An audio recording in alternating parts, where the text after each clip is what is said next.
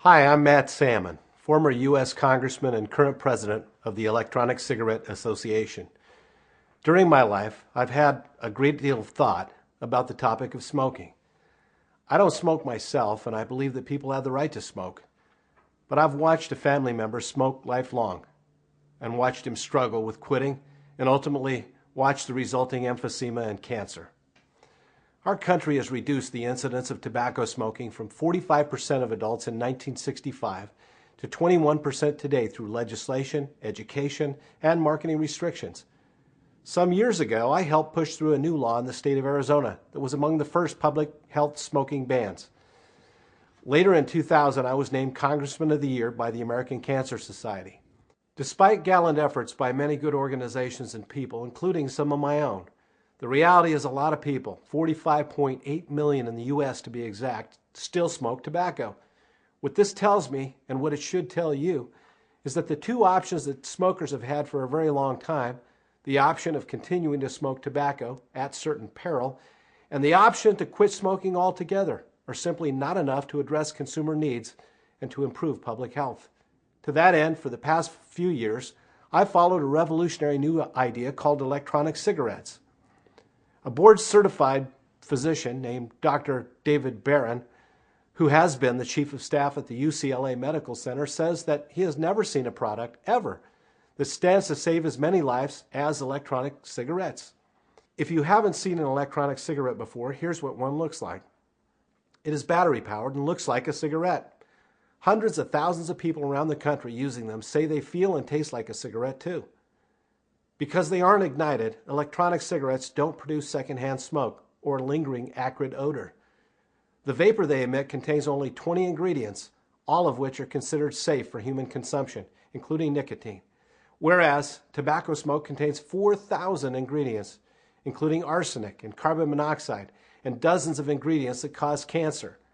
In short, electronic cigarettes are a significantly better alternative to tobacco smoking.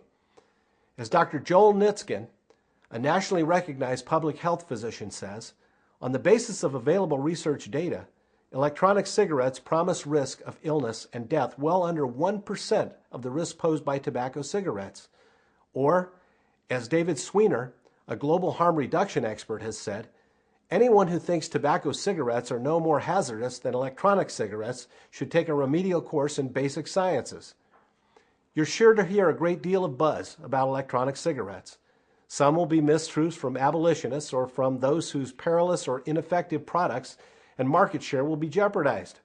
Others will seek a safe harbor through the interpretation of law or the hand of regulation. I suppose competition in this form is to be expected. Whatever is said, remember this. Withholding electronic cigarettes from the market is like telling someone who chooses to smoke that his or her only legal option is to smoke tobacco, which is the leading form of preventable death in the United States and is responsible for 400,000 deaths per year, more than AIDS, drugs, homicides, fires, and auto accidents combined. So whether you smoke or not, I know you recognize that the message is wrong, and it cannot be a good thing. Finally, I wish I could share with you today the enormous outpouring and steady stream of stories we hear from people who use electronic cigarettes. You would hear statements like, "Thank you. You saved my life. Where have you been all this time? I feel better than ever." Almost universally, these are the words of longtime middle-aged tobacco smokers who have not been able to or willing to quit, but who are feeling the ravages of tobacco smoking and who are seeking a better alternative. My job as the president of the Electronic Cigarette Association is to help establish the industry's standards of good practice. As our dynamic and budding industry works toward that goal, we realize that harm reduction approaches in public health, like electronic cigarettes, will be criticized for condoning activity some have spent careers trying to eliminate. But since 1 in 5 U.S. adults smoke tobacco, and smoking cessation products have a 95% failure rate, it seems patently obvious that new products and innovative approaches beyond those already tried are very much needed now.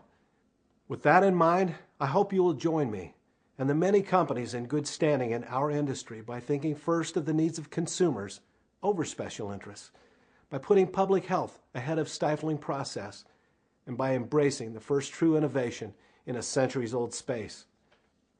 Thank you. And if you'd like to share your thoughts with me, I would welcome them at salmonbetterway@gmail.com. That's SalmonBetterway@gmail.com. Thank you.